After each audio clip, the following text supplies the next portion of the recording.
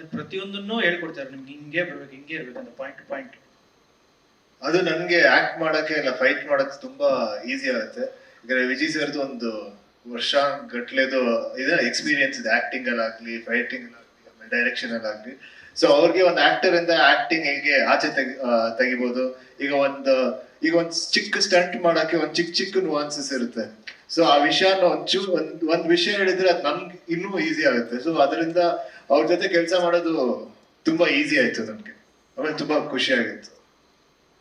ವಿಜಯ್ ಅವರೀಗ ಸಾಮಾನ್ಯವಾಗಿ ಸಿನಿಮಾಗಳು ಮಾಡ್ತದ ಒಂದು ರಾ ಇರುವಂತ ಕಂಟೆಂಟ್ಗಳನ್ನ ಆಯ್ಕೆ ಮಾಡ್ಕೋತಾರೆ. ಅಂದ್ರೆ ಆ ಸಿನಿಮಾ ನೋಡುವಾಗ್ಲೇನೆ ಒಂದು ಖುಷಿ ಕೊಡುವಂಥದ್ದು. ಮಾತ್ರ ಈ ಸಿಟಿ ಲೈಟ್ ಸಬ್ಜೆಕ್ಟ್ ಆಗಿರ್ಬೋದು, ಸಲಗ ಆಗಿರ್ಬೋದು, ಭೀಮಾಗಿ ಈ ತರ ಸಬ್ಜೆಕ್ಟ್ಗಳನ್ನ ಜಾಸ್ತಿ ಪಿಕ್ ಮಾಡ್ತಾರೆ.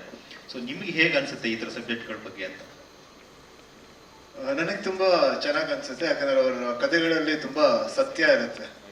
ಸೊ ನೀವು ಸತ್ಯನ ಯಾವಾಗ್ಲೂ ನೋಡಿದಾಗ ಯಾವಾಗ್ಲೂ ಇಷ್ಟ ಆಗೇ ಆಗುತ್ತೆ. ಸೊ ಅದರಿಂದ ನನಗೆ ತುಂಬಾ ಇಷ್ಟ ಆಗುತ್ತೆ. ಇನ್ನ ವಿಜಯ್ ಅವ್ರಿಗೆ ನಾವೆಲ್ಲ ಸಾಮಾನ್ಯವಾಗಿ ಆಕ್ಷನ್ ಜಾಕ್ಷನ್ ಅಂತ ಹೇಳಿ ಕರಿತೀವಿ. ಮೇಕಿಂಗ್ ವಿಡಿಯೋಗಳು ನೋಡಿದಾಗ ಆಕ್ಷನ್ಸ್ಗೆ ತುಂಬಾ ಇಂಪಾರ್ಟೆನ್ಸ್ ಇರ್ತಾ ಹೋಗುತ್ತೆ. ಬಟ್ ನೀವು ಹೇಗೆ ಈ ಒಂದು ಆಕ್ಷನ್ಸ್ ಬಗ್ಗೆ ಏನ್ ಹೇಳ್ತೀರಿ? ನೀವು ಹೇಗೆ ಅಡಾಪ್ಟ್ ಆದ್ರಿ ಅವರ ಒಂದು ಆಕ್ಷನ್ ಮೂಡ್ ಬಂದ್ರಿ ಅಂತ? ಅದೇ ಆಗ್ಲೇ ಹೇಳಿದ್ನಲ್ಲ, ಅವರು ನಿಮ್ಗೆ ಸೆಟ್ ಅಲ್ಲಿ ಅಷ್ಟು ಕಂಫರ್ಟಬಲ್ ಫೀಲ್ ಮಾಡಿಸ್ತಾರೆ. ಸೊ ನಾನೇ ಅನ್ಕೊಂಡಿರ್ಲಿಲ್ಲ ಒಂದಷ್ಟು ಎಮೋಷನ್ಸ್ ನನ್ನಿಂದ ಆಚೆ ಬರುತ್ತೆ, ಈ ತರ ಒಂದು ಆಂಗರ್ ಆಗಿರ್ಬೋದು, ಈ ತರ ಎಲ್ಲ ಫೈಟ್ಸ್ ಅಲ್ಲಿ ಆಗಿರ್ಬೋದು. ಬಟ್ ಅವರು ನನ್ನ ಅಷ್ಟು ಕಂಫರ್ಟಬಲ್ ಫೀಲ್ ಮಾಡಿಸಿದಾಗ ಅದಾಗದೆ ತುಂಬಾ ಚೆನ್ನಾಗಿ ಆಚೆ ಬಂತು. ಸೊ ಸ್ಟಾರ್ಟಿಂಗ್ ಒಂದ್ ಸ್ವಲ್ಪ ಇದಾಯ್ತು, ಬಟ್ ಅದಾದ್ಮೇಲಿಂದ ತುಂಬಾ ಚೆನ್ನಾಗಿ ಬಂತು. ವಿಜಯ್ ಸರ್ ಹೇಳ್ತಾ ಇದ್ರಿ, ವಿನಯ್ ಸರ್ ನಿಮಗೂ ಕೂಡ ಅಂದ್ರೆ ಇಬ್ಬರಿಗೆ ಕಾಡಿರುವಂತಹ ಘಟನೆಗಳನ್ನು ಕೇಳೋದಾದ್ರೆ, ಅಂದ್ರೆ ಈಗ ಹೇಳ್ತಾ ಇದ್ರು ವಿಜಯ್ ಸರ್, ಸೊಸೈಟಿಯಲ್ಲಿ ನಡೆಯುವಂತಹ ಕೆಲವು ಘಟನಾವಳಿಗಳ ಜೊತೆಗೆ ಸತ್ಯವನ್ನು ಹುಡುಕುವಂತ ಪ್ರಯತ್ನ ಮಾಡ್ತೀನಿ ಅಂತ.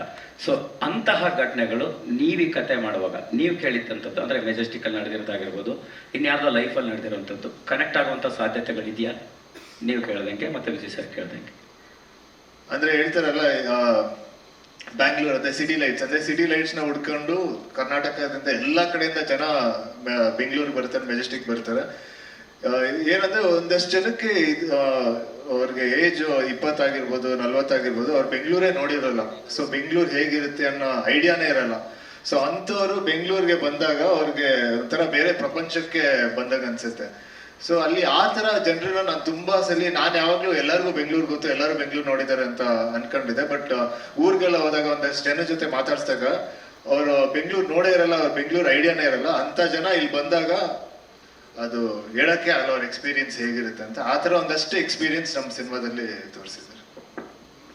ವಿಜಯ್ ಸರ್, ಅದೇ ನಿಮಗೆ ಹಂಗೆ ಕಾಡಿದ್ದಂಥದ್ದು ಮತ್ತೆ ಮೆಜೆಸ್ಟಿಕ್ ಅಲ್ಲಿ ನಿಮಗಾದ ಯಾವ್ದಾರೋ ಅನುಭವನ ಇಲ್ಲಿ ಕಟ್ಟಿಕೊಡುವಂತಹ ಪ್ರಯತ್ನ ಆಗಿದೆಯಾ? ಒಂದಿಷ್ಟು ಘಟನಾವಳಿಗಳು. ಕಥೆ ಬಿಚ್ಚಾಡಕ್ಕಾಗಲ್ಲ, ಕ್ಷಮಿಸಿ ದಯಮಾಡಿ. ಒಂದಷ್ಟು ವಿಷಯಗಳು ನೀವು ಸಿನಿಮಾ ನೋಡಿದಾಗ 100% ಅರ್ಥ ಆಗುತ್ತೆ. ನಮ್ಮ ಆಫೀಸ್ ಇದ್ದಿದೆ ಮೆಜೆಸ್ಟಿಕ್ ಅಲ್ಲಿ, ಚಿಕ್ಕ ವಯಸ್ಸಿಂದ ಮೆಜೆಸ್ಟಿಕ್ ನೋಡ್ಕೊಂಡು ಮೆಜೆಸ್ಟಿಕ್ಗೂ ತುಂಬಾ ವ್ಯತ್ಯಾಸ ಇದೆ. ಗಾಂಧಿನಗರಕ್ಕೂ ಮೆಜೆಸ್ಟಿಕ್ಗೂ ತುಂಬಾ ವ್ಯತ್ಯಾಸ ಇದೆ. ಇಲ್ಲ, ಮೆಜೆಸ್ಟಿಕ್, ಗಾಂಧಿನಗರ ಎಲ್ಲಾನು ಚಿಕ್ಕ ವಯಸ್ಸಿಂದಾನು ನೋಡ್ಕೊಂಡು ಬಂದಿದ್ದೀನಿ. ಏನೇ ಇದ್ರೇನು ನಮ್ಮ ಸಿನಿಮಾ ನೈಟ್ ಶೋಗಳೆಲ್ಲ ಆಗದ್ ಮೆಜೆಸ್ಟಿಕ್ ಅಲ್ಲ. ಸೊ ಅಂದ್ರೆ ಫುಲ್ ಡೀಪ್ ಆಗಿ ನೋಡಿಲ್ಲ, ಬಟ್ ಒಂದ್ ಹಂತದಲ್ಲಿ ನೋಡಿದ್ದೀನಿ. ಬಟ್ ವಿಜಯ್ ಸರ್ ಜೊತೆ ಇನ್ನೂ ತುಂಬಾ ಚೆನ್ನಾಗಿ ಮೆಜೆಸ್ಟಿಕ್ ನೋಡ್ತಾರೆ. ಆಕ್ಚುಲಿ ಈ ಪಾತ್ರಕ್ಕೆ ವಿಜಯ್ ಸರ್ ಕೇಳಿ ಏನೇನ್ ಮಾಡ್ಬೇಕು, ಏನೇನ್ ಕಲಿಬೇಕು, ಏನೇನ್ ಮಾಡ್ಬೇಕು ಅಂತ ಅವ್ರು ಹೇಳಿದ್ರು, ಸುಮ್ನೆ ಬಾ ನೀನು ಎಲ್ಲ ಮಾಡಿಸ್ತೀನಿ ಅಂತ. ಖುಷಿ ಆಗುತ್ತೆ. ನಮ್ಮೂರ ಚಿಕ್ಕ ವಯಸ್ಸಿಂದಾನು ಬೆಟ್ಟಕ್ಕೆ ಹೋಗ್ತಾ ಇದ್ವಿ. ಚಿಕ್ಕ ವಯಸ್ಸಿಂದ ಅಂದ್ರೆ ಮಗುವಿಂದಾನೇ ಹೋಗ್ತಾ ಇದ್ದೀನಿ. ನಮ್ಮ ತಾಯಿ ತುಂಬಾ ಹೋಗ್ತಾರೆ. ಸೊ ಅಲ್ಲೇ ಹೋಗಿ ಶೂಟಿಂಗ್ ಮಾಡೋದು ಇನ್ನೂ ಒಂಥರ ಖುಷಿಯಾದ ಒಂದು ವಿಚಾರ. ಅದು ನಾವು ಶೂಟಿಂಗ್ ಮಾಡೋ ಟೈಮಲ್ಲಿ ಶಿವರಾತ್ರಿ ಇತ್ತು. ಶಿವರಾತ್ರಿ ಹಿಂದಿನ ದಿನ ಹೋಗಿ ನೀವು ಏನೇನು ವಿಜುವಲ್ಸ್ ನೋಡಿದ್ವಿ ಅದನ್ನ ತೆಗ್ದಿದ್ದು. ಸೊ ಅಲ್ಲಿ ಶೂಟ್ ಮಾಡೋಕ್ಕೆ ಒಂಥರ ಅದೊಂಥರ ಪುಣ್ಯ ಅಂತ ಅನ್ಸುತ್ತೆ.